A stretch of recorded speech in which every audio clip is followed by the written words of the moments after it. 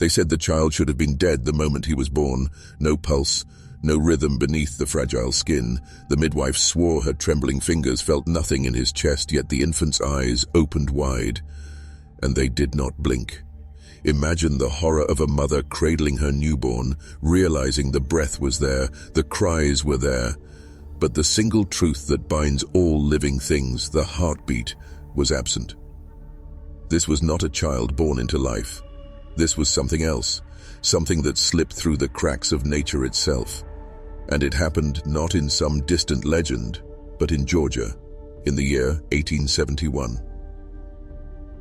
In those days, medicine was primitive, but human instinct was not. The villagers whispered before dawn, saying no soul could survive without a heart's rhythm, that such a child belonged not to the living but to the other side. They said he was marked, carried into the world as proof that unseen hands interfered in the affairs of men. And yet, the boy grew. He did not cry like other children, but stared. He did not sleep like others, but lingered with open eyes deep into the night. His silence became the weight in every room, the invisible rope around every throat. But here is what they never told you, what history buried. The boy without a heartbeat became the center of a secret, not just of his family, not just of his town, but of men who came from elsewhere. Men in long coats who arrived by horse, who knocked on the door at midnight and offered gold for silence. Men who were not officials, but something older, something that smelled of the ancient and the forbidden. Why would strangers care for a boy who should not exist? Why would silence be worth more than gold? Because the absence of a heartbeat was not an accident, it was a sign. And signs terrify the powerful. You've been taught to believe history is a line of progress, a steady march toward enlightenment. But it is not. It is a graveyard of suppressed events. Children hidden in basements, towns erased from maps, and stories whispered only in back rooms by men who knew too much. This boy in Georgia was one of those buried stories. And tonight, you will hear what they did not want you to hear. Once you hear it, you can never go back. The boy without a heartbeat was named Samuel by his mother, though the town rarely spoke his name aloud. To them, he was the quiet one, the marked one, or worse, the hollow. His father, a man hardened by war and soil, refused to touch him. He would sit on the porch with whiskey in hand, muttering that no blood of his could live without a pulse. And yet, Samuel lived. He ate, he grew, he walked. But if you pressed your ear against his chest, you would hear nothing, no life within, no drum of existence. The silence inside him was louder than thunder. And silence draws power. The local pastor claimed the boy was a curse, that he had been sent as a test of faith. He demanded Samuel never step inside the church, and when his mother tried to bring him in, the candles flickered, every flame bending toward the child as if reaching, as if pulled by an unseen force. That was the moment fear solidified into something permanent. The whispers in the town grew darker. Neighbors stopped visiting. Mothers clutched their children tighter when Samuel passed by. He was not simply a boy. He was a disruption, a crack in the order of things. But the truth is this: power is drawn to anomalies. And Samuel's anomaly called to something far larger than the fears of a small town. Within weeks, the letters began arriving. They were written in ink that stained the fingers black, sealed with symbols no one could decipher. His mother hid them beneath the floorboards, but Samuel found them. He was 6 years old when he began to read words in languages he had never been taught. His eyes lingered on diagrams of bodies not human, on patterns of circles and stars arranged like machinery. By the time the men in coats came, Samuel was already reciting things in the night. Understand this. When something exists outside the law of nature, it becomes a beacon. Like a lantern in the dark, it summons both the curious and the hungry. Samuel's house was not a home anymore. It was a doorway. The family thought they were cursed, but what they really were was watched. And if you are listening now, you too are being pulled closer to the same doorway. They arrived under the cover of rain, 3 men in long black coats, their faces hidden beneath wide hats that never seemed to drip water. The townsfolk later swore no horses had been heard, no wheels upon the mud, and yet the men were there, standing at the door of Samuel's house as though they had always been waiting. His mother, shaking, tried to bar them entry, but one lifted a gloved hand and spoke a single word, Samuel's name, not shouted, not asked, but stated, as though it was theirs to own. They stepped inside without permission. The father rose, whiskey bottle in hand, but his defiance melted as the tallest man opened a leather case and revealed not weapons but documents, seals that bore the weight of governments and orders more ancient than governments themselves, pages of signatures written in hands that spanned centuries. These were not strangers. These were collectors of anomalies, custodians of things the world was never meant to witness, and Samuel was their prize. The boy, only 7 then, did not flinch when they entered. In fact, he seemed to know them. His lips moved silently as they did, as if reciting a language he had never been taught. One of the men smiled, a slow, cold expression that carried no warmth, only recognition. He set down his case and pulled free a device not of wood or steel, but something metallic and foreign, lined with symbols that shimmered in the candlelight. He pressed it against Samuel's chest. The room waited for sound, for the thump of a pulse, the rhythm of life. Nothing.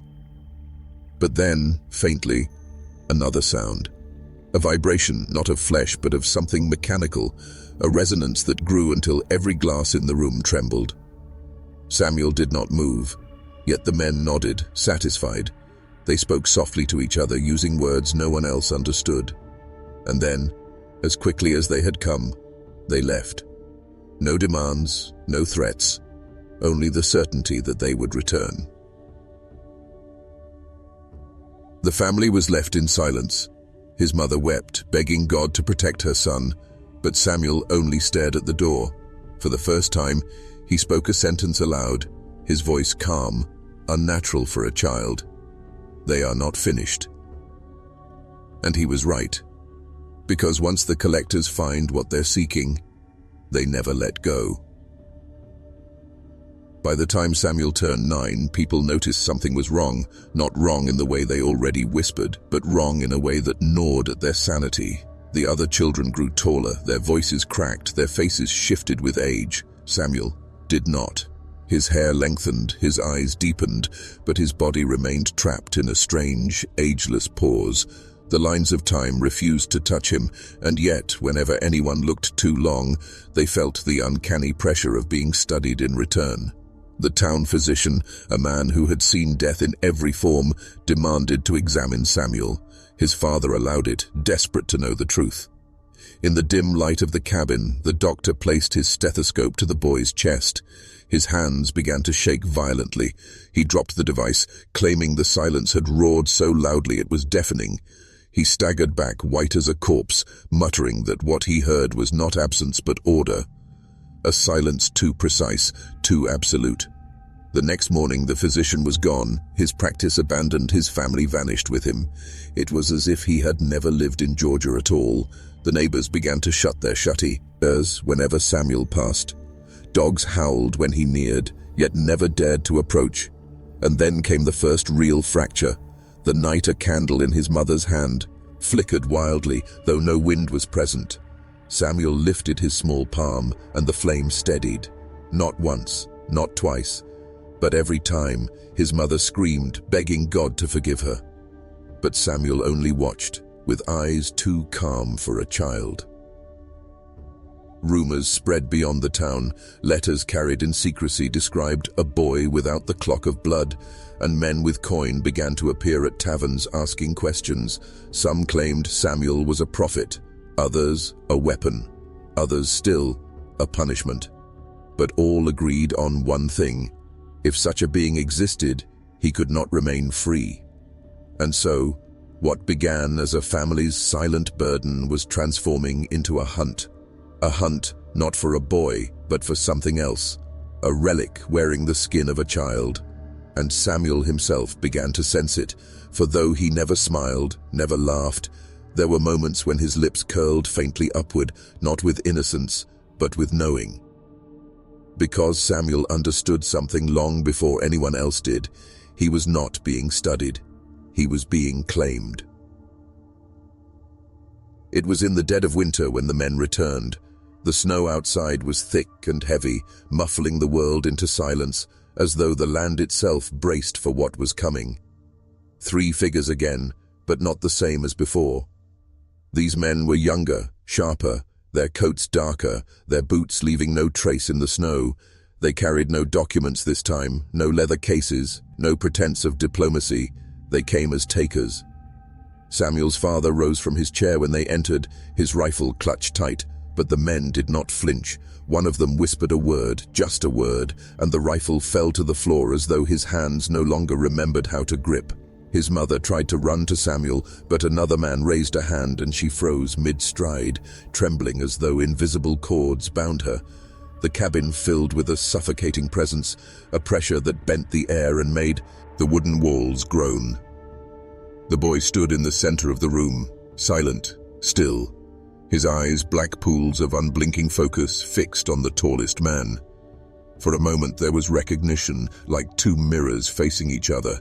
The man stepped forward, knelt before Samuel and whispered, "It is time." But what happened next was not in their plan. The lanterns in the cabin shattered, plunging the room into darkness. The fire in the hearth roared without fuel, burning blue instead of red. Samuel raised his small hand, and for the first time he spoke with a force that did not belong to a child. "No." The word cracked like thunder. The men staggered back as though struck, their bodies shuddering as if every bone had been rung like a bell. The tallest clutched his head, screaming a word in a language that clawed at the ears. And then, silence. When the light returned, the 3 men were gone. No trace of footsteps, no torn fabric, no bodies. Gone, as if erased.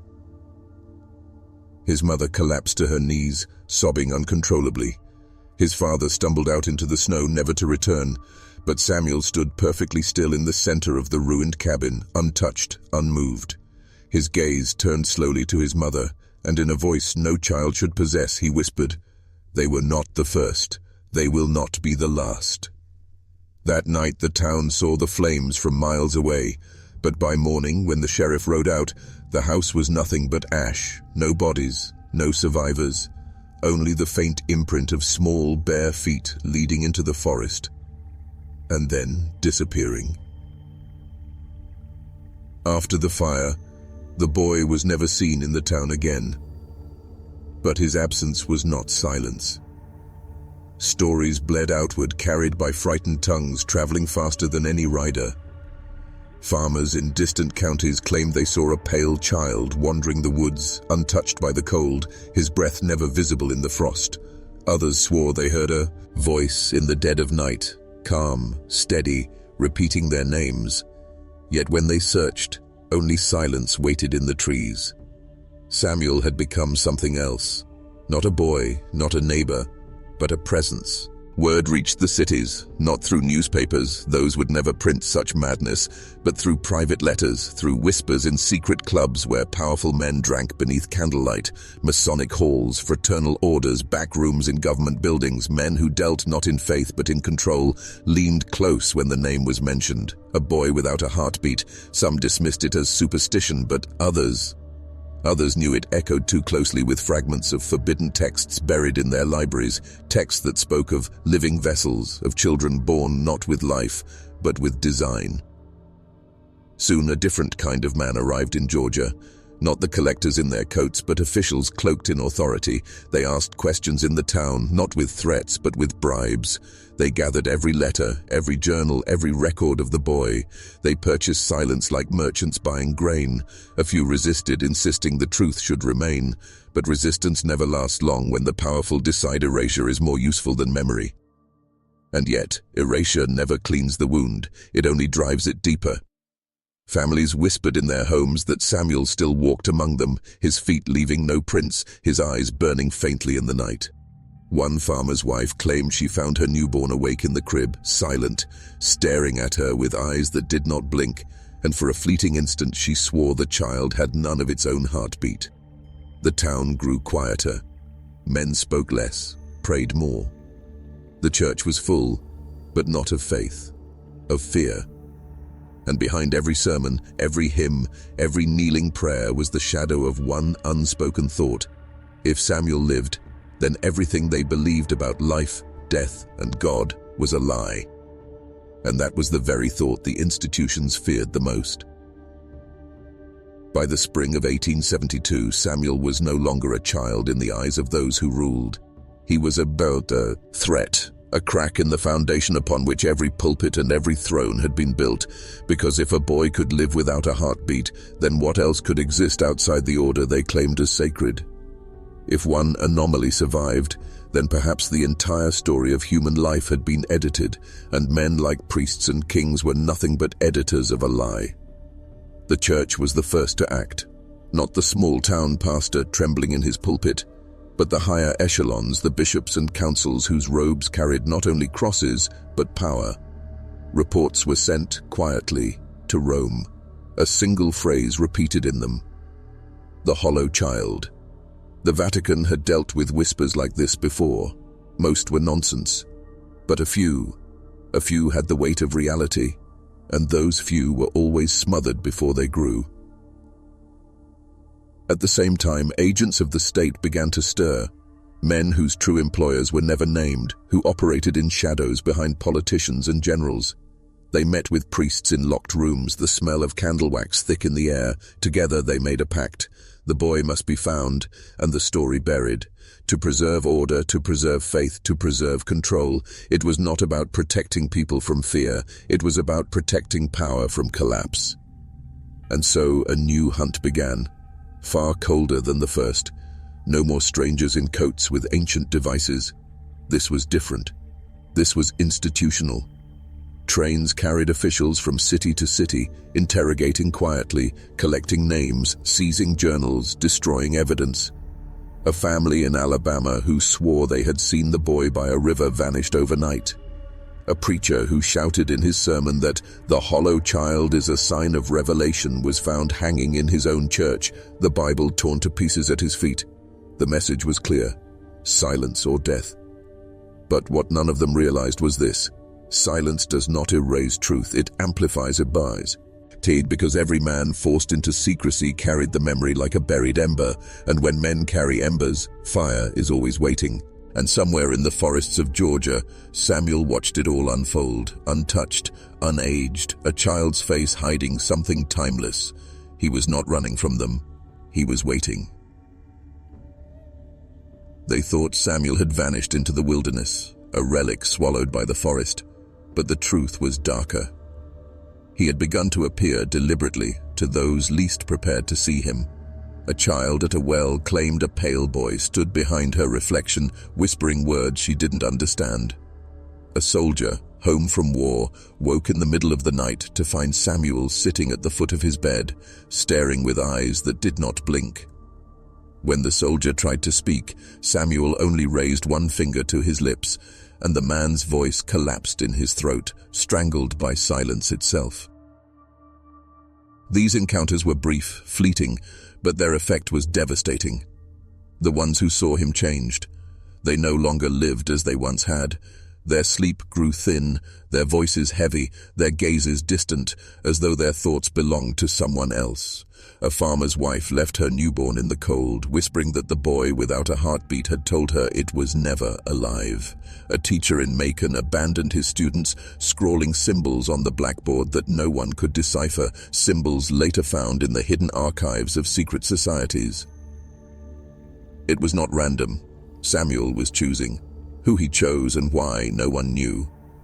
But those chosen carried pieces of something, a language, a vision, a compulsion to build or destroy. And every time officials silenced one of them, two more appeared. Suppression could not contain the spread. Like cracks in glass, the truth radiated outward. What made this more terrifying was Samuel himself. He did not age. Reports from across counties described him exactly the same.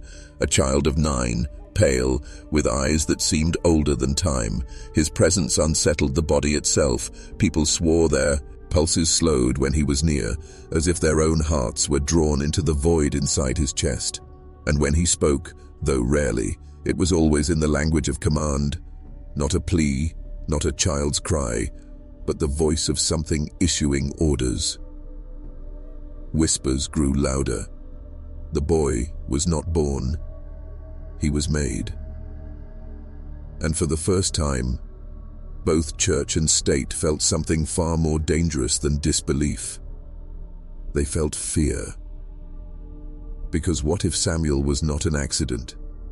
What if he was a prototype? When suppression failed, the institutions turned inward, back into the darkness of their own archives, where dust-coated shelves and iron locks sealed away truths too dangerous for daylight. In Rome, a cardinal was summoned to a chamber beneath the Vatican Library, where volumes bound in human skin lay chained to stone tables. One book in particular was opened, its pages filled with diagrams of children whose chests were drawn hollow, marked with a single phrase in Latin, "Infans vacuus cordis," the child without a heart. In Washington, men who wore no insignia but carried authority beyond any office met in a candlelit basement. Before them lay translations of clay tablets unearthed in Mesopotamia.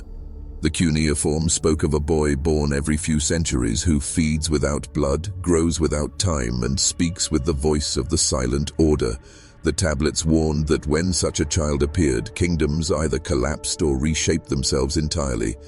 Samuel was not a mystery, they realized. He was a recurrence. And then came the most disturbing revelation of all. These accounts stretched back thousands of years. Egypt, Babylon, Rome.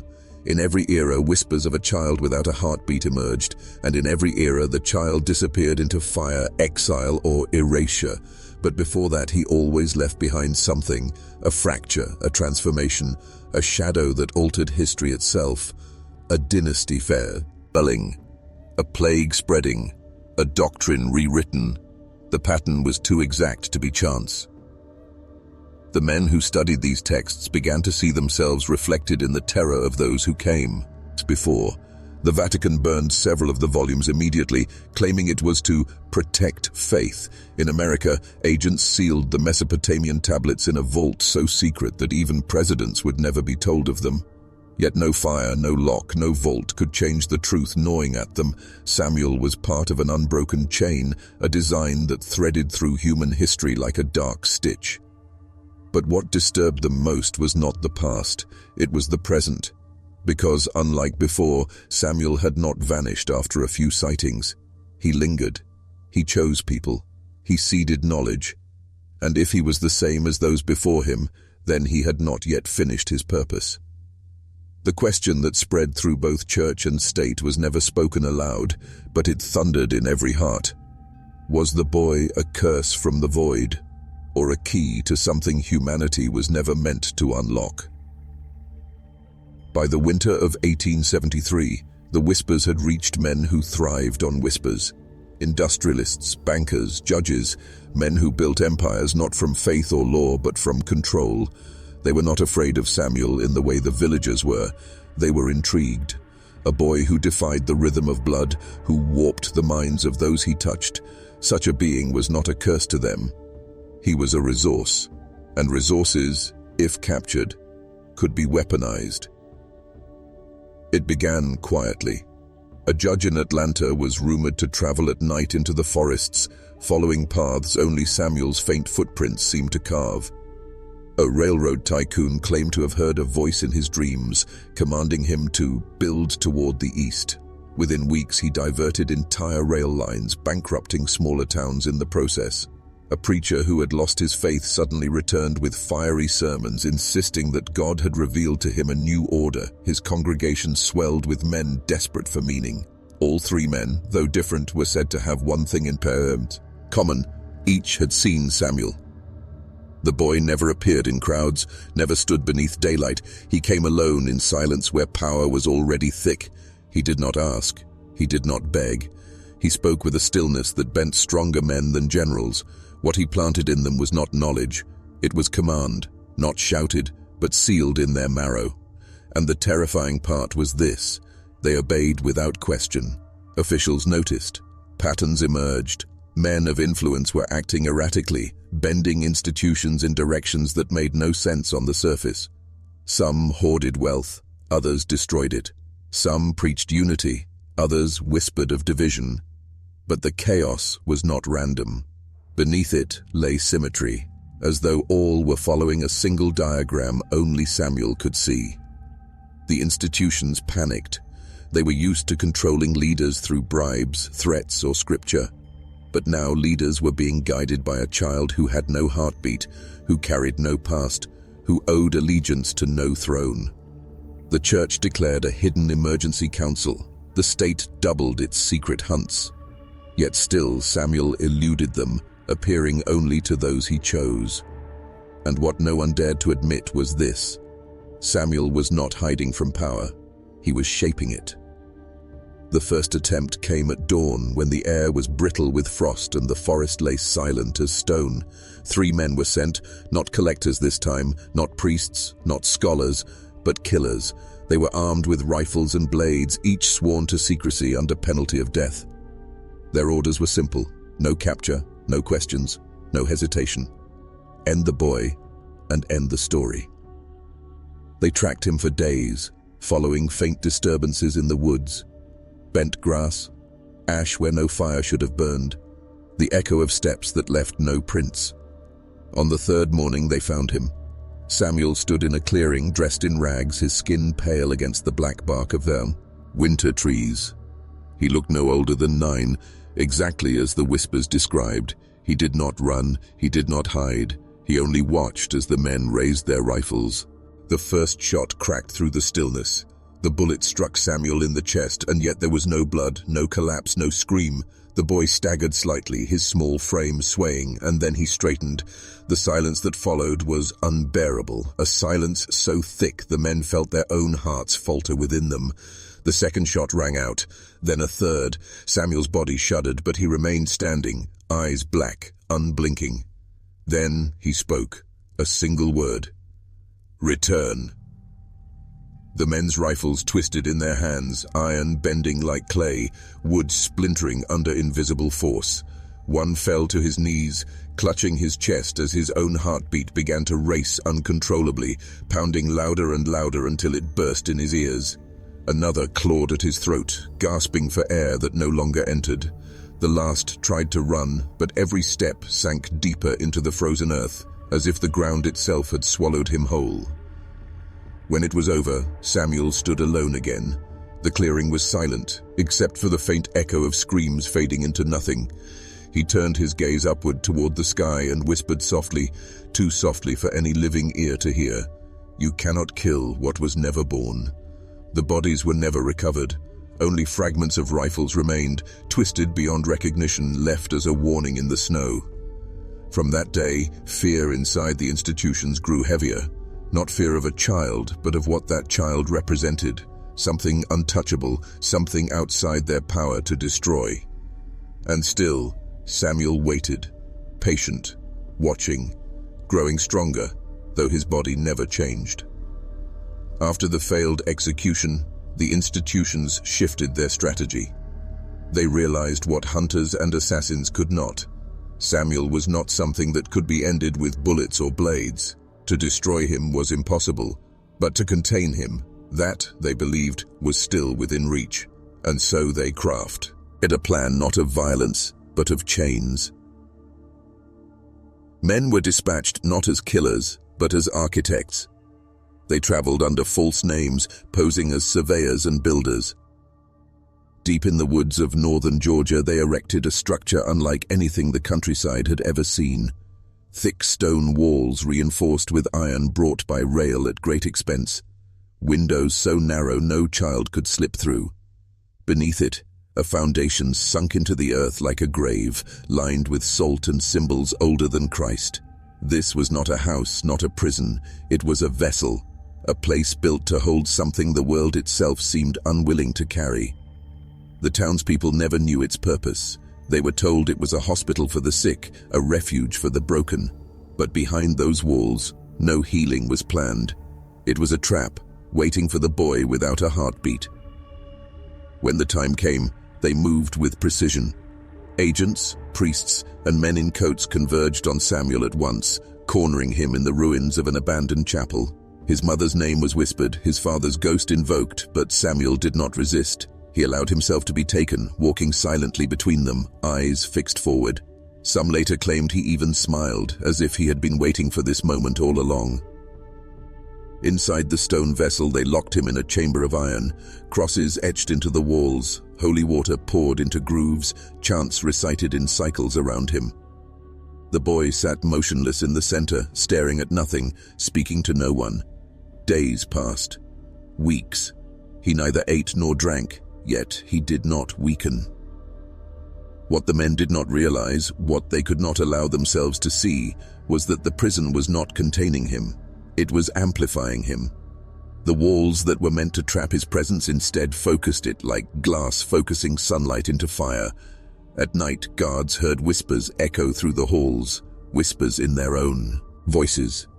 Some slit their wrists in silence. Others wrote pages of symbols before disappearing into the woods, never to return. The prison had not captured Samuel. Samuel had captured the prison. At first, the reports were dismissed as nerves, guards claiming they heard footsteps behind them when no one followed, priests waking to find their rosaries twisted into knots, architects who swore the walls they had laid straight now curved inward, bending subtly like the stone itself was breathing. But soon the denials collapsed. Whatever Samuel was, whatever silence beat inside his hollow chest, it had begun to bleed into the vessel that was meant to hold him. The boy never spoke, never moved. He sat cross-legged on the floor of the iron chamber, his eyes open, unblinking. Yet around him, men changed. The first was a guard named Elias. One night he removed his boots, walked barefoot into Samuel's chamber, and lay down beside him. In the morning, Elias was dead, his eyes wide, his chest unmarked. The physicians said his heart had stopped, but when they cut him open, they found no heart at all. His body was hollow, his ribcage an empty cage. Fear swept the halls, but fear gave way to obsession. A priest confessed he could hear Samuel's voice in his dreams, promising clarity beyond faith. Within days, he had carved strange symbols into his own skin, each cut precise, each mark identical to the diagrams hidden in the Vatican's forbidden texts. An architect vanished into the foundation, his tools found beside a new tunnel that led nowhere, a spiral descending deeper into the stone, ending in darkness. It spread like infection. The guards, the priests, the builders, one by one, they bent to Samuel's silence, not with violence but with surrender. Some claimed they no longer needed to eat, that hunger itself was an illusion. Others stood outside Samuel's chamber for hours, staring at the iron door as though waiting for instruction. And always, their pulses slowed, their breaths grew shallow, until their bodies seemed half alive, half departed. The prison was no longer a prison, it was becoming a shrine built not to contain a child, but to amplify his presence, to echo his silence into every man within its walls. The institution sent inspectors, desperate to regain control, but the moment they entered, they too fell quiet. One wrote in his final report a single chilling line: "We built a vessel, but it is not holding him, it is holding us." And Samuel, the boy without a heartbeat, sat at the center of it all, his small face unchanging, his eyes ancient and patient, as if waiting for the rest of the world to join them. It is impossible to hide a shrine, no matter how deep the walls, no matter how thick the silence. Secrets, like rot, seep outward. Soon the whispers escaped the vessel, slipping into taverns, into factories, into the ears of men desperate for something more than the lives they had been handed. They spoke of a boy who did not eat, who did not sleep, who had no heartbeat yet, could bend the strongest men with a single glance. They called him the Hollow Prophet. Others called him the Child of the Silent Order. Whatever the name, the effect was the same. Curiosity turned to obsession. Merchants left their shops, laborers abandoned their fields, judges, lawyers, even preachers, All found reasons to travel north toward the prison no one admitted existed. Some never returned. Others came back altered, their eyes hollow, their voices soft, speaking as though the weight of every word might crush the air. They brought symbols back with them, circles intersected with lines, stars carved into wood and bone, diagrams of hearts drawn open but empty. Townsfolk painted them on barns, scratched them into school desks, stitched them into clothing. The infection was no longer confined. It had entered the bloodstream of culture itself.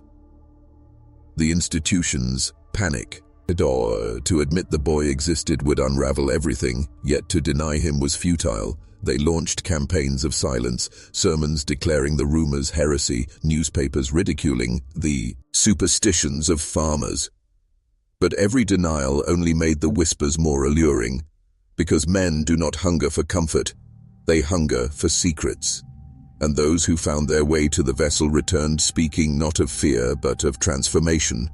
One claimed he no longer needed to breathe when he prayed. Another swore he could hear the thoughts of men as clearly as speech. A third, a wealthy industrialist, sold everything he owned and built a church with no altar, no cross, only a doorless room where men sat in silence, waiting for something to speak within them. Samuel was no longer contained. His silence had become contagious. The Vatican doubled its councils. The state tripled its agents. But it was too late. For the first time in history, the boy without a heartbeat was not vanishing quietly into fire and ash. He was multiplying. His hollow presence was spilling outward, shaping not just the minds of the powerful, but the hunger of the masses. And deep inside the vessel, Samuel remained seated, unchanged, unaged, patient, knowing. The men in power reached a breaking point. They had tried silence, denial, redirection, but still the infection spread. Symbols carved into courthouse doors, children chanting in playgrounds, workers refusing wages because they claimed Samuel had shown them that bread was an illusion. Something had to be done, and so in the winter of 1874 the order was given. The shrine must be purged, not dismantled, not contained, erased. They chose a night without a moon when shadows drowned the fields. Armed convoys of state soldiers joined by Vatican enforcers draped in black robes descended on the vessel. Their orders were absolute: burn the structure to the ground, destroy every trace of the shrine, and if possible, kill the boy. The assault began at midnight. Torches hurled against the stone walls, explosives planted at the foundation, but fire bent backward, flames sliding down the walls as if repelled by unseen hands. Gunpowder fizzled without spark, wicks refused to light.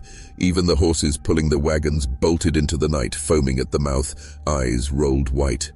The men pressed on, cursing, shouting prayers, forcing their way into the chamber's heart.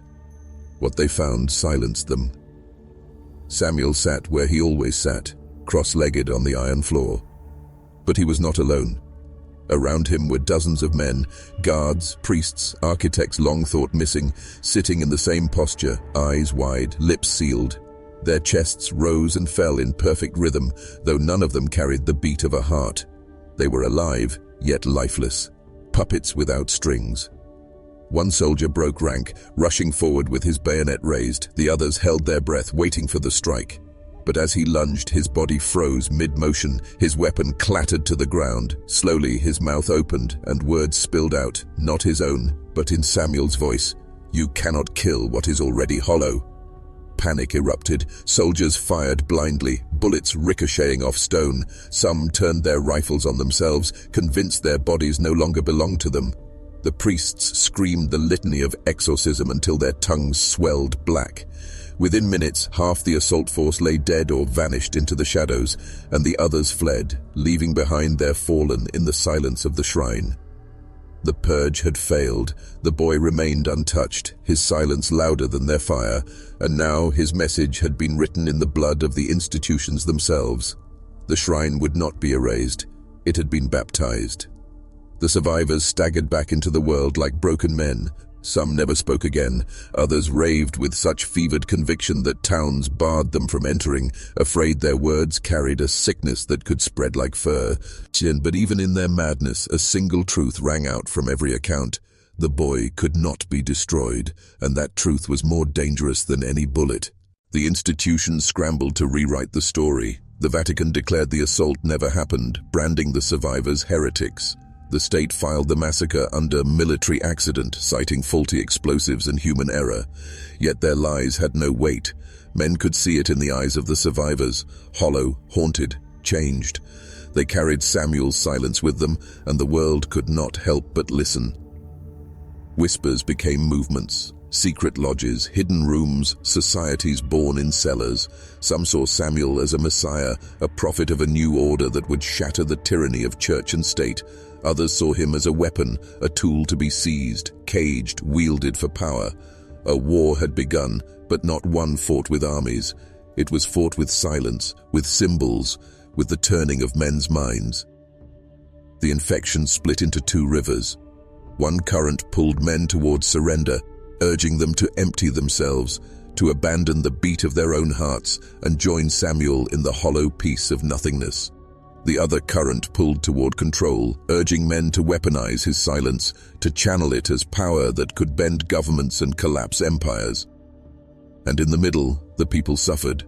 Families torn apart when fathers joined secret lodges never to return, wives waking to find their husbands gone, a symbol carved into the bedframe, children reciting phrases in languages they had never been taught, entire towns falling into quiet at night, no laughter, no prayers, only the unbroken rhythm of breath without heartbeat. The institutions could not contain it. Every attempt at suppression only deepened the allure. Every lie they spread only made the silence more desirable. Because men were not drawn to truth, they were drawn to power. And Samuel was power incarnate, the power to exist without the one thing all men fear losing. The boy had become a mirror. Those who looked upon him saw either liberation or domination, and both sides were willing to burn the world to claim him. The infection did not stay buried in backwoods lodges and candlelit cellars. It slithered upwards, scaling the ladder of influence, whispering its way into the minds of those who believed themselves immune. Judges, bankers, generals, men who had built their lives on control, found their nights interrupted by visions. They would wake drenched in sweat, hearing not their wives, not their children, but Samuel's silence pressing against their skulls like an iron weight. It was not madness. It was possession. In Washington, transcripts from closed-door sessions began to show gaps. Entire sections where no stenographer could record words, only empty lines. Senators froze mid-speech, staring ahead as if waiting for permission to continue. When they came back to themselves, they swore minutes had passed in a single heartbeat, though their own pulse had vanished during that void. In Europe, monarchs whispered of a boy in Georgia who could stop the clock in a man's chest. Some feared him, some envied him, but all recognized what he represented, the end of authority built on fear. Because what is the state? What is the church, if death itself no longer commands obedience? If a man can live without a heartbeat, what power remains to keep him chained? But others saw opportunity. Black-robed emissaries crossed the Atlantic, slipping into Georgia under false names. They offered gold to those who had seen Samuel, demanded relics from the shrine, carried away scraps of stone like holy contraband. These fragments appeared later in the vaults of secret societies, the Freemasons, the Rosicrucians, even blood cults buried in the aristocracy of Europe. And everywhere the same pattern emerged. Meetings would begin with words, with ritual, with wine, but they always ended in silence. Long stretches where no one spoke, no one moved, no one even seemed to breathe, not because they had rehearsed it, but because the boy's presence had found them. The infection had penetrated the highest chambers of power, but it was not random, it was precise. Samuel's silence moved like a hunter choosing men not for their faith or loyalty, but for their ambition. It seeded itself in those who craved control, because once ambition tasted silence, it could never return to noise. The war was no longer hidden. It was inside the halls of empire, and the rulers who thought themselves gods were learning that power is not shouted, power is whispered, or worse, never spoken at all. The cracks began small, almost imperceptible. A judge who could not remember his own verdict, a general who froze mid-battle plan and stared blankly at the map as if it no longer mattered. A banker who stopped counting his gold, whispering instead that numbers were meaningless in the presence of silence. At first, these incidents were dismissed as fatigue, as the natural cost of power. But soon the pattern became undeniable. Entire governments were bleeding coherence. In London, a parliamentary debate collapsed into stillness. Hundreds of men seated in the chamber, mouths shut, eyes glassy, the tick of the great clock echoing through silence so thick it bent the air. For 47 minutes, the British Empire's ruling body sat in paralysis, as if a phantom hand had pressed mute on an entire nation. When they came back, no one dared speak of what had happened, yet none of them ever spoke with the same conviction again. In Paris, the courts descended into chaos. Witnesses broke down on the stand, unable to answer questions because the silence swallowed their words. Juries returned verdicts without deliberation, guided by some invisible rhythm only they could hear, and in the aftermath, men walked free who should have hanged, while the innocent vanished into dungeons without trial. The law itself was crumbling. And in Washington, whispers grew louder. Reports leaked of congressmen disappearing for hours inside their offices, only to emerge pale and unsteady, claiming they had been listening. To what, they refused to say. Yet when bills reached the floor, they passed without debate, signed into law by hands that trembled as if guided by another will entirely. Armies fared no better. On the battlefield, silence became an invisible weapon.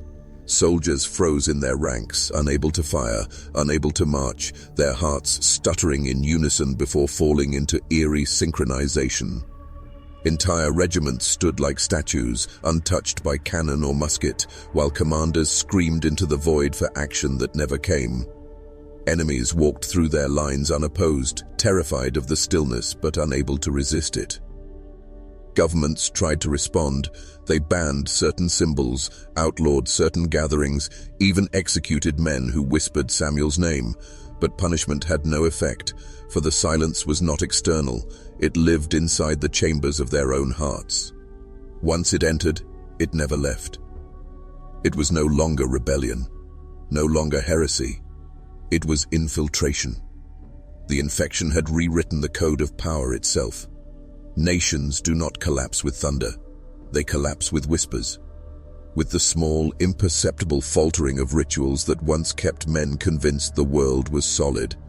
And in the years that followed Samuel's silence spreading through the arteries of empires, those rituals began to unravel. The first to fall was not a kingdom, but the idea of kingship itself. Monarchs who once spoke with divine certainty now hesitated before their subjects. Their words broke apart mid-sentence, their crowns felt suddenly too heavy. Court scribes recorded speeches where whole passages were nothing but empty lines, untranscribable silences where the ruler's lips moved but no sound emerged. The subjects knelt still, but not out of reverence, out of fear, because every pause felt like a window into something infinite, something that cared nothing for crowns or bloodlines. In Spain, peasants reported that their priests would stop mid-sermon, drop the chalice, and stand frozen with arms outstretched as if crucified. They remained this way for hours, while the congregation wept in terror, too afraid to leave. When the priests awoke, they spoke of a boy who watched them from behind the altar.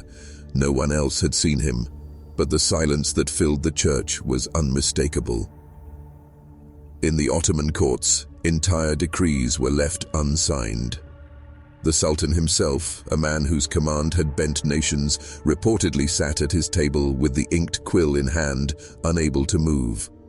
For 3 days and nights he remained in that position, staring at the parchment, his pulse silent. When at last he stirred, he declared the empire ungovernable, for law itself had been silenced. His advisors burned the parchment, but the damage was done. And America, Samuel's soil, was no different. Mayors abandoned their cities without notice. Sheriffs locked themselves inside their homes, refusing to answer knocks at their doors. Citizens awoke to towns without authority, towns where clocks stopped striking and courthouses stood abandoned. They called it the hush, a creeping emptiness that devoured order itself. But here is the revelation. This collapse was not chaos. It was design. The silence was not destroying nations randomly. It was dismantling them piece by piece, beginning with the very organs of authority. It stripped away kings, priests, generals, judges, until only the common man remained. For the silence recognized no hierarchy. It recognized only the raw truth that all power built on death must wither when death itself can be defied.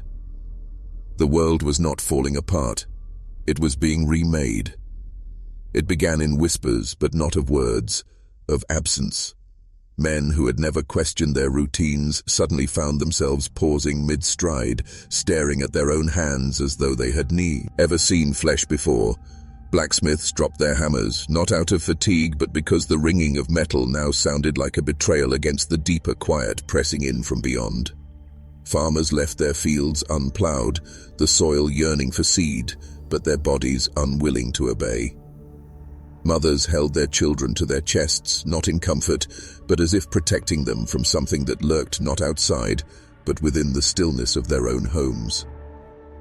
The silence Samuel carried did more than weaken kings. It stripped men down to their essence. It forced them to look at the scaffolding of their lives, the labor, the rituals, the obedience. And in that moment of exposure, many realized the truth. They had never chosen their paths. Their thoughts were not their own. They were conditioned into scripts, into patterns fed by church bells and factory whistles.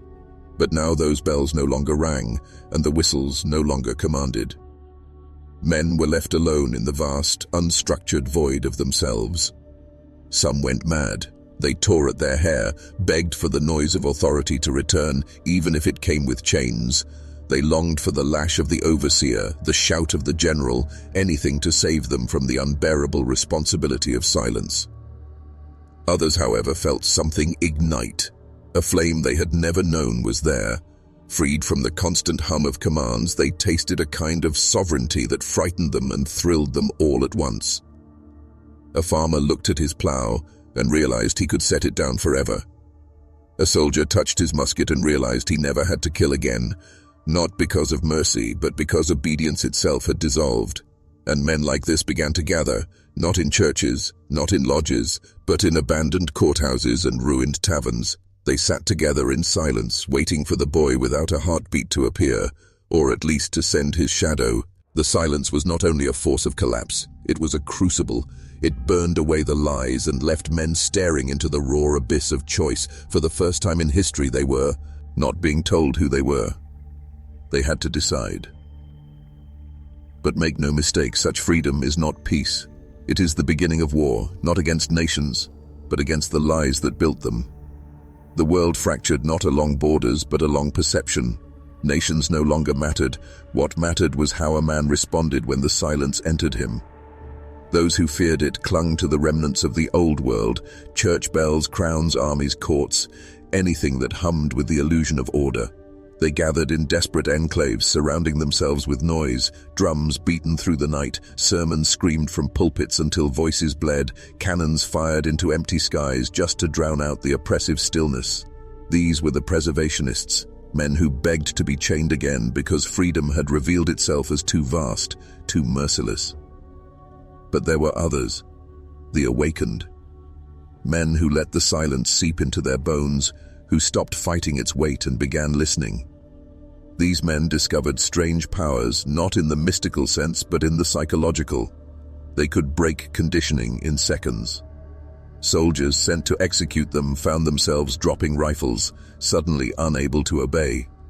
Priests preaching fire and damnation faltered mid-sentence, their own faith crumbling under the unspoken question blooming inside. What if none of this was ever true? The awakened became dangerous not because of violence, but because of clarity. They saw through the illusions of hierarchy as easily as a child sees through a stage play once the curtain falls, and clarity is contagious. A single awakened man walking into a village could dismantle decades of obedience in a matter of hours, not through speeches, but simply by sitting among the people in unshakable quiet. Within days, half the village would abandon their former lives, wandering out into the wilderness in search of the boy they had never seen. Civil wars erupted, but they were unlike any before. No banners, no territories. The battles were for the human mind. Families tore themselves apart at dinner tables, fathers clinging to the ringing of church bells while sons demanded silence, mothers reciting scripture while daughters sat with lips sealed, eyes burning with a different kind of faith. Governments called it the contagion of stillness. Doctors declared it hysteria, generals declared it treason, but none of their labels mattered because the split was irreversible. Humanity itself had been divided into two species, those who could only exist within the noise of authority and those who had learned to breathe in the silence of truth. And the deeper the silence spread, the more inevitable the collapse became, not of empires alone, but of reality as men once understood it. When power trembles, it does not retreat, it adapts. The silence terrified kings and generals, but it fascinated another breed entirely, the hidden architects of control, the men behind institutions whose names were never spoken aloud. To them, Samuel was not a threat to be destroyed. He was a resource, a weapon unlike any the world had ever seen. Agents began to move in the shadows, physicians, priests, scholars, men paid not to serve the people, but to preserve the machine that fed on them. They did not speak of Samuel as a boy. They referred to him as the anomaly. They believed his silence could be studied, bottled, and turned into a system of control more perfect than chains, more permanent than bullets. Why rule men with fear when you could rule them with the absence of self? The first experiments were brutal.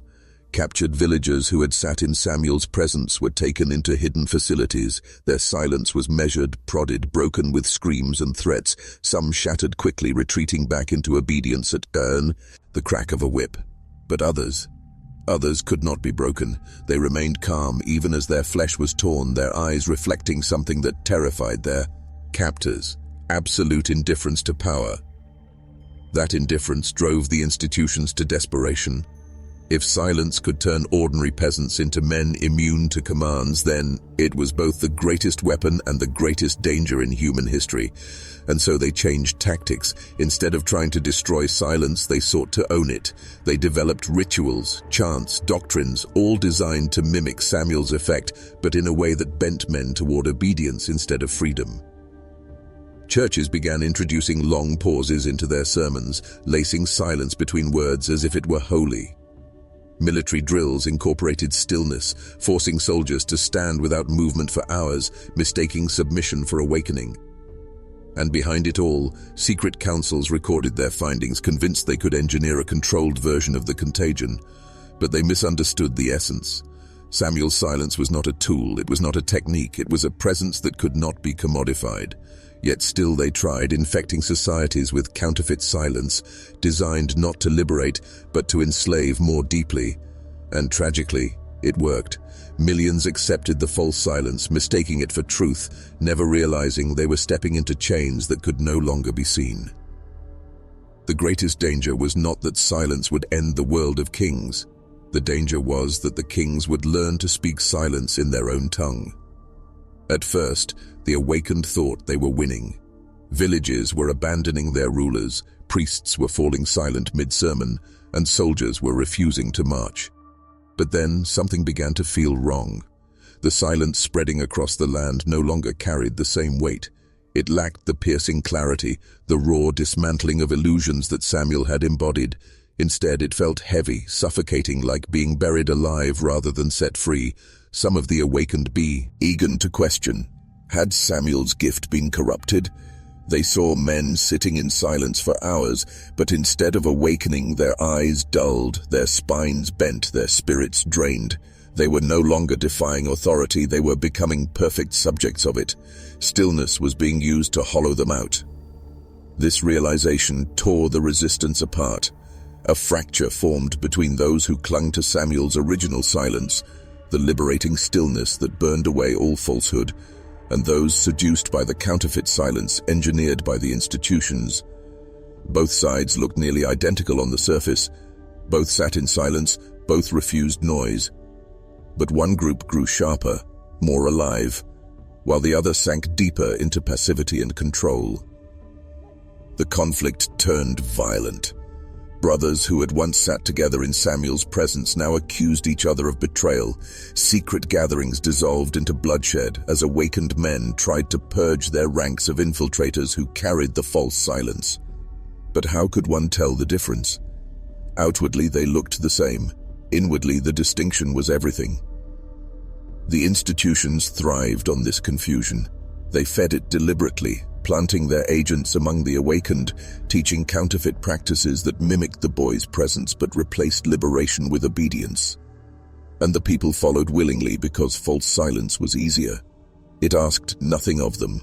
It did not demand the tearing down of illusions, the brutal confrontation with reality, the death of old identities. It only required surrender. And so wars of silence erupted across the land, villages not burning with fire but drowning in stillness. One group sat in silence to awaken, another sat in silence to submit. And in that clash, the true silence, the dangerous silence Samuel had embodied, became harder and harder to find. For the first time, even the awakened fear that they were losing him, not to death but to distortion. Samuel had not been destroyed by kings or generals, but by imitation, by the greatest weapon of control the world had ever seen, a lie wrapped in the shape of truth. The fractures widened until even the bravest men doubted what silence they were serving. Villages split in two, families sat across from each other in endless, wordless standoffs. The world felt as though it had slipped into a twilight where nothing was certain, not even the sound of one's own breath.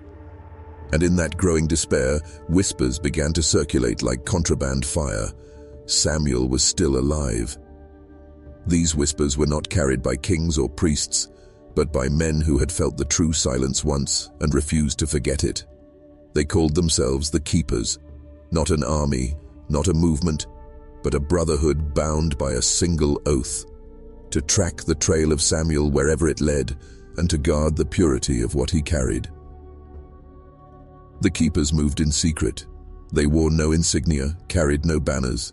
They traveled at night, listening for anomalies, searching for places where silence felt sharp and alive rather than dead and suffocating. Some said they followed patterns in the wind. Others claimed they could sense shifts in the minds of entire villages. All that mattered was that they were chasing something the institutions could never replicate, the living pulse of Samuel's absence. For years, they hunted rumors. A child healed without medicine after sitting in the woods. A warlord who abandoned conquest after locking eyes with a boy who never spoke.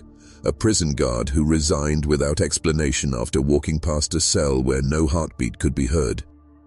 Each story was a fragment, a breadcrumb pointing to the impossible truth. Samuel had not died. He was moving, just beyond reach, altering men in ways that left no mark, but changed everything.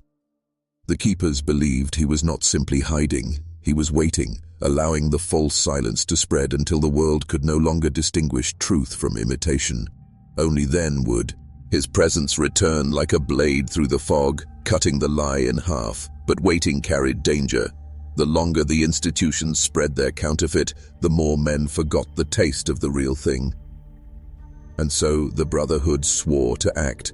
They would not wait for Samuel to reveal himself. They would find him, even if it meant walking into the darkest chambers of power, because they understood something the rest of the world had forgotten. The silence of obedience and the silence of awakening could never coexist. One had to consume the other. The Keepers knew that if Samuel still lived, he would not be wandering freely in the open fields. The rulers would have taken him, caged him, studied him, turned his existence into a hidden cornerstone of their power. To find him, they would have to step into the very structures they despised, the palaces, the churches, the secret chambers of law where silence was no longer freedom, but a chain. Their infiltration began quietly. A keeper would pose as a scholar, another as a soldier, another as a humble servant. They slipped into the belly of the beast, carrying with them the memory of the silence Samuel had given them. It was their compass, their weapon, their shield. They believed that in the presence of the true boy, the counterfeit silence would collapse. But until then, they had to endure it, weeks, months of suffocating stillness that drained other men's souls. Inside the institutions, they saw the enormity of the deception. Cathedrals where worshippers sat motionless, believing stillness itself was salvation. Government halls where laws were not debated but imposed in silence, with no resistance. Armies trained not to shout but to march in eerie quiet, their obedience deeper than any whip could command.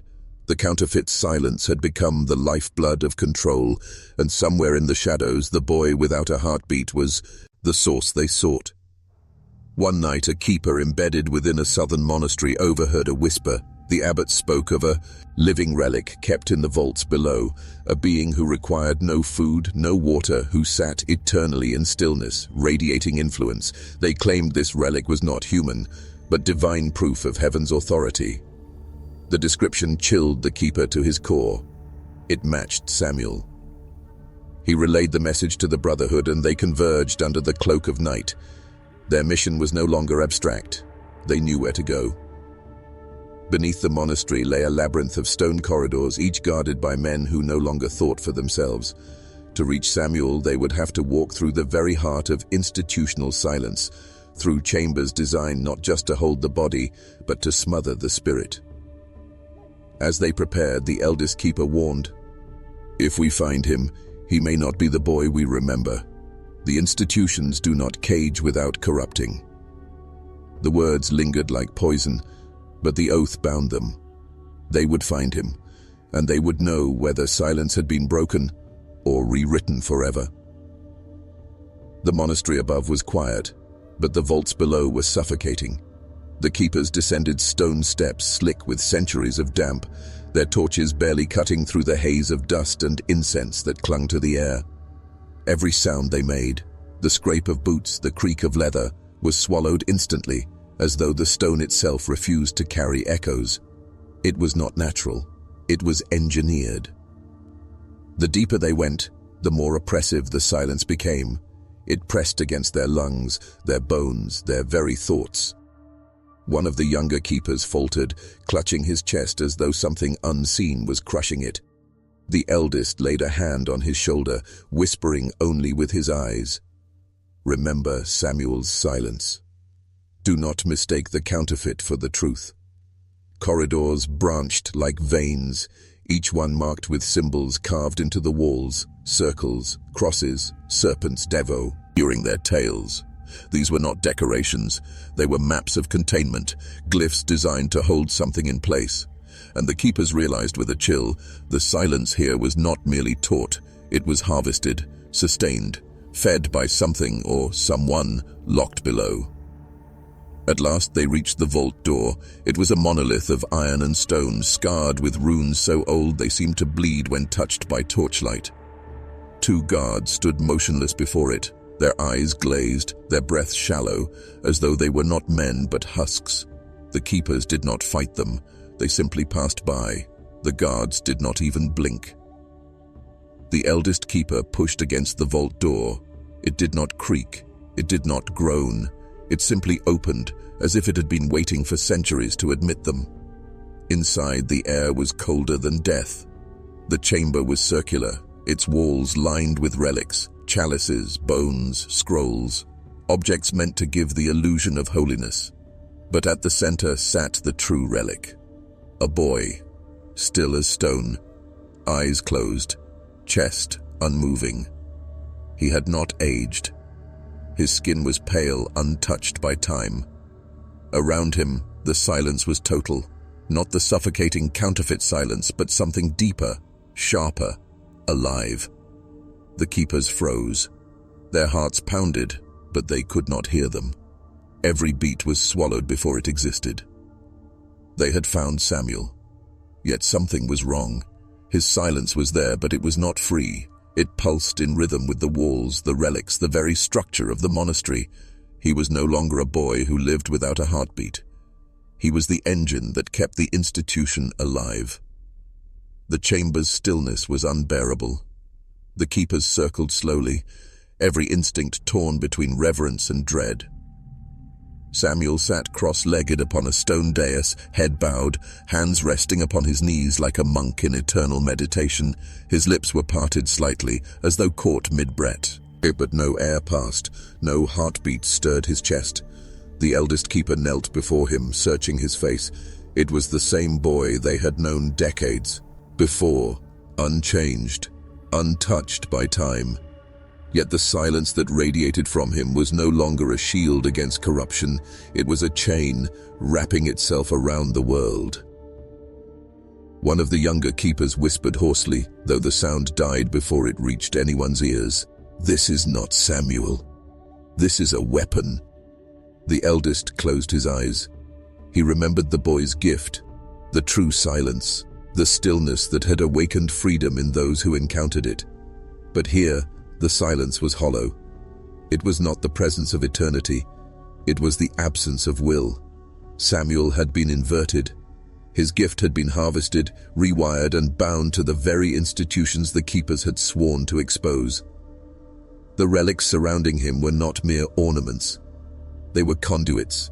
Each chalice, each bone, each scroll hummed faintly in the absence of sound, feeding upon Samuel's essence and amplifying it outward. This was how the rulers controlled the masses, not through visible chains, but through the invisible weight of silence. One keeper reached forward, desperate, trembling, his hand inches from Samuel's shoulder. Before he could touch him, his body locked. His arm froze mid-air, his eyes rolled white, his mouth fell open in a silent scream. The silence had claimed him, stripped him of motion. He collapsed like a puppet with its strings cut. The others recoiled. Fear twisted their resolve. If Samuel's silence had been corrupted, then touching him meant surrender, becoming another husk in the machinery of obedience. The eldest keeper stood tall, voice steady though no sound escaped. "Samuel, if you still live, give us a sign." He thought the words with all the force he could muster, knowing that in this chamber thought itself might carry farther than breath. For a moment, nothing moved. Then Samuel's eyelids fluttered, just once. A flicker so slight it could have been the twitch of a dream. But the keepers felt it, and in that tremor the question split their brotherhood in two. Was it a plea for rescue, or was it a warning to leave him buried? The chamber's silence became a battlefield, not of swords, not of fire, but of conviction. The keepers stood in the circle around Samuel, their faces pale under the dim torchlight, their eyes flicking from the boy to one another. That single flutter of his eyelids had divided them more than any enemy blade ever could. One of the younger keepers, his fists trembling, broke the invisible standoff. "He's alive. He's calling to us. We can't leave him here. If we do, we're no better than those who chained him." His words did not carry sound. They carried thought, pulsing into the minds of the others, because here in the vault, language itself bent to silence. Another shook his head violently, his gaze fixed on the relics lining the walls. "No, can't you see? He isn't Samuel anymore. He's the core of this whole machine. If we pull him out, the silence breaks, and when silence breaks, what replaces it?" The argument cracked them in two. Half felt the stirrings of hope that somewhere inside the frozen boy, the child they once protected still lived, still yearned for freedom. The other half saw only the abyss, that Samuel had been hollowed into a vessel, an engine of control, and that tampering with him would unleash forces no man could stand against. The eldest keeper raised his hand, trying to steady the turmoil. His voice did not echo in the air, but each man heard it in his skull. Hope and fear are both traps. We must ask, whose silence rules this chamber, his or theirs? As he spoke, the walls themselves seemed to pulse as if listening. The relics thrummed faintly, not with sound but with vibration, like the shudder of distant drums felt through the bones. The keepers realized the monastery's entire structure was alive, a body, eye of stone and ritual built to amplify the silence. Samuel was no longer just a prisoner, he was the heartbeat, or the absence of it, that powered this living cathedral. The youngest keeper, desperate and reckless, stepped forward. He pulled from his robes a blade, not of steel but of obsidian etched with forbidden runes. He raised it over Samuel's still form, his thoughts thundering in the skulls of all present. If he is bound to them, then let us sever the chain. Better death than eternal enslavement. The others lunged to stop him, but the silence itself surged, pinning them where they stood.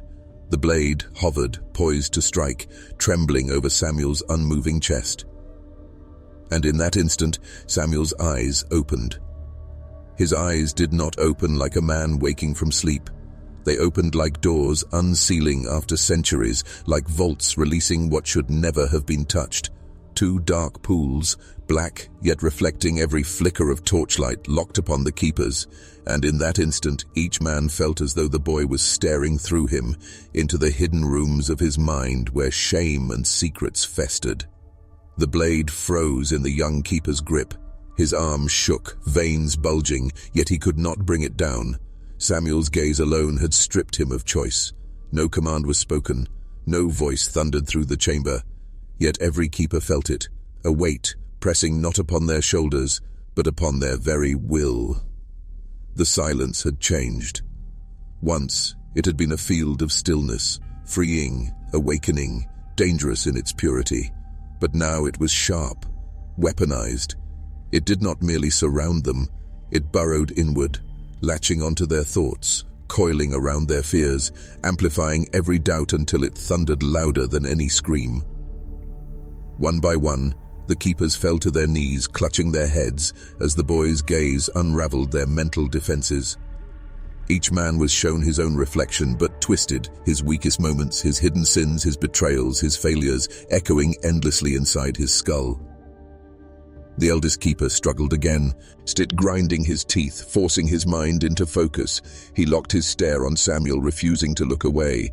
"This isn't you," he forced into the silence, every word like pushing a stone up a mountain. "You are not their weapon. You are not their throne." Samuel's gaze flickered, just briefly. For the faintest heartbeat, the silence softened as if a crack had formed. The boy's chest almost seemed to shift, almost to inhale, but then the relics surrounding him flared, their surfaces glowing faintly with ancient script. The silence slammed back into place, crushing, merciless, infinite. The youngest keeper screamed silently, dropping the blade. It clattered against the stone floor but made no sound, swallowed by the void.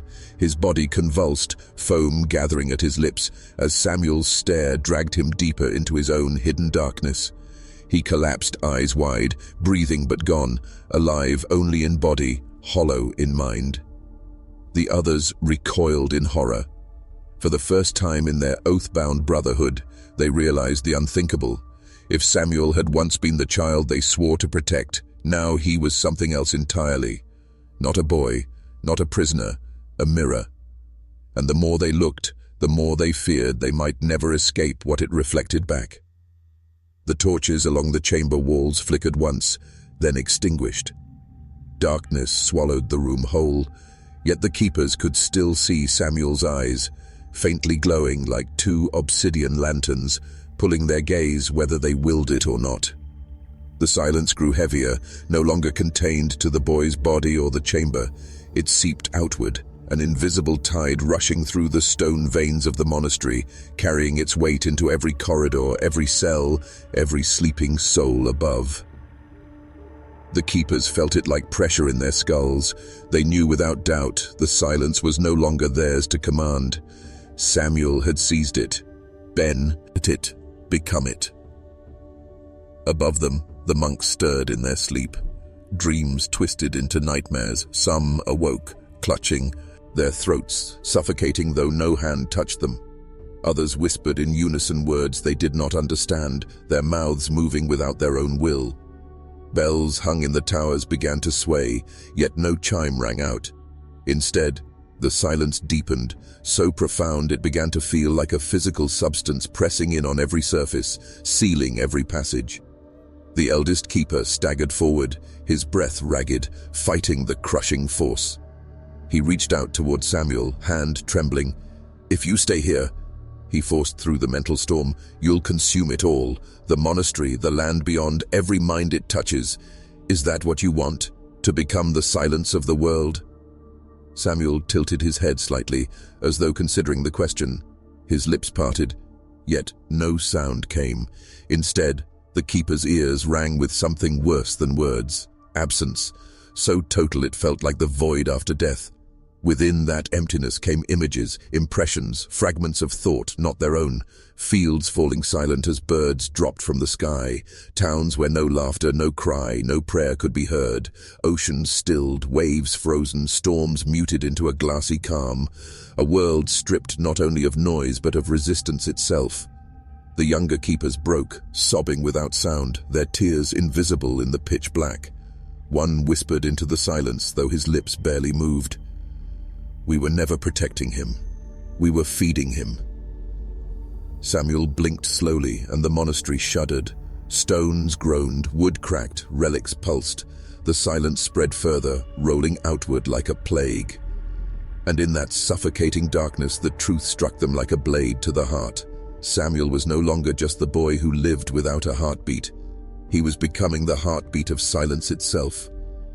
The monastery trembled as though the very stones were remembering something ancient and terrible. Beams split. Mortar cracked, and dust poured from the ceiling in grey sheets. Yet even as the building threatened to collapse, not a single sound of ruin was heard. No crash of rock, no splinter of wood, only silence, swelling, devouring, unstoppable.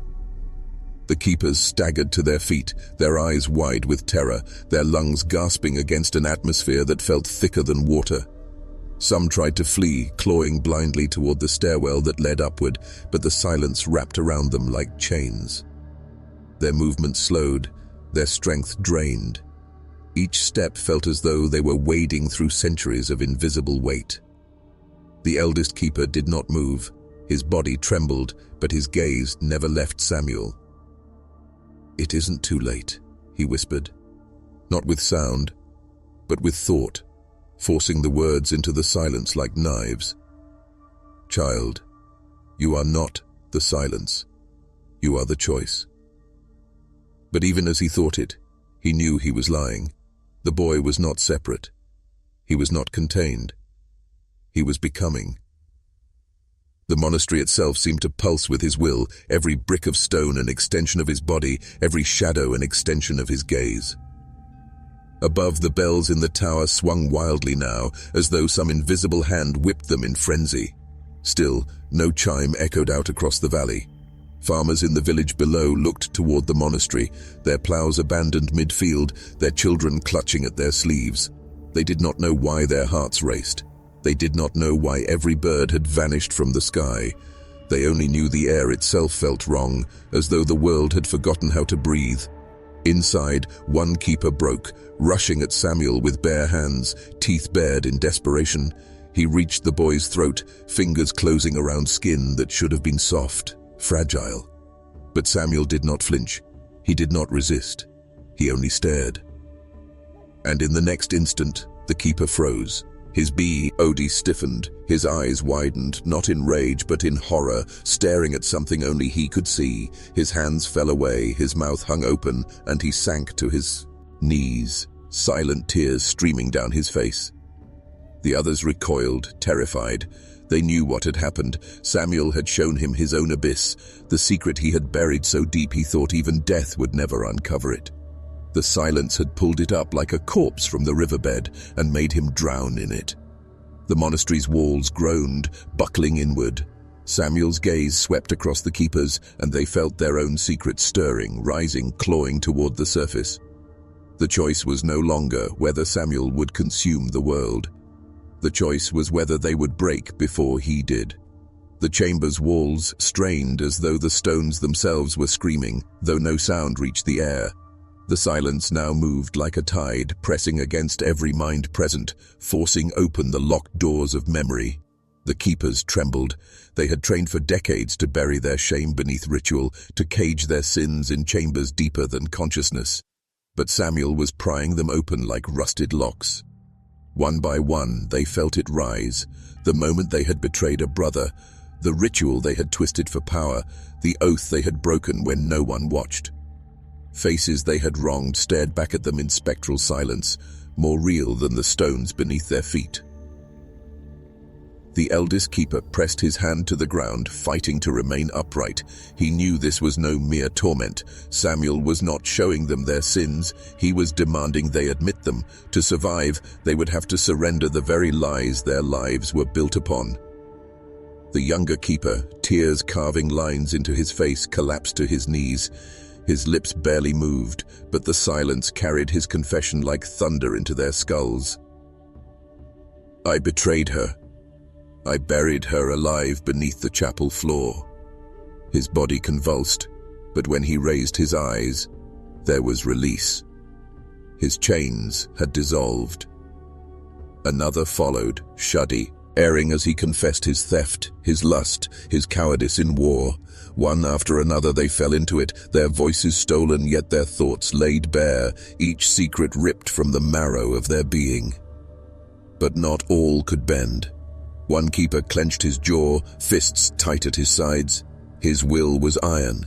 He had sworn his secrets would burn with him.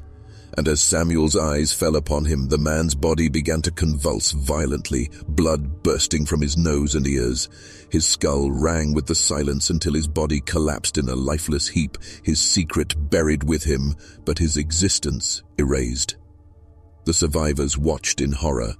They understood now. Samuel was not merely silence. He was judgment. He was the void where no lie could breathe. The monastery groaned again. Beams splintered, the ceiling cracked. Yet within the crumbling chamber, those who had confessed felt strangely lighter, as if freed from a weight they had carried all their lives. Samuel stood unmoving, but his presence filled every inch of space. His eyes glowed darker, deeper, as if peering past the keepers, past the monastery, past the valley itself. The silence was no longer contained. It was reaching outward, hunting for more secrets to consume. And they realized the world itself was about to be dragged into judgment. The first tremors reached the valley below. Cattle staggered, children clutched their chests, and old men fell to their knees with eyes wide in nameless terror. No sound of bells, no sound of wind, no sound of birds. The silence was spreading, pouring out of the monastery like black water from a shattered dam. Men shouted, but no voice carried. Mothers screamed, but their cries vanished before leaving their throats. It was as though the world itself had been gagged, and every soul was left naked before the crushing gaze of their own concealed truths. In the village square, a drunkard collapsed, as the vision of his long-forgotten crime bled into his eyes. In the fields, a young woman dropped her basket, weeping without sound as she saw the betrayal she had sworn never to reveal. All across the valley, every man, woman, and child was forced to face the one thing they could not outrun: themselves. And at the center of it all stood Samuel, the boy who had never drawn a single breath. His chest did not rise, his heart did not beat, yet the silence throbbed through him like a second pulse, expanding outward with every passing moment. He did not speak, but his gaze carried the weight of a verdict the world could not escape. The keepers who remained fell prostrate before him, not in worship, but in surrender. They understood at last. The silence was not curse or miracle, it was revelation. It was the mirror the world had always feared. The end of lies, the stripping away of masks, the brutal unveiling of every hidden rot. And yet, within that terror, there was freedom. For those who confessed, a lightness remained, as if their chains had finally shattered. For those who clung to secrecy, only death awaited. Samuel's eyes shifted, and though centuries would pass, men swore he looked directly through time itself, into you, into the listener, into the watcher who believed they were only consuming a story. The silence doesn't end in 1871. It lives still. It is with you now, in the space between your thoughts, in the truths you bury where no one dares to look. And if you have felt it stir while hearing this story, it means it has already found you. So I ask you, are you the one who hides or the one who confesses? Because the silence does not forget, and it is waiting.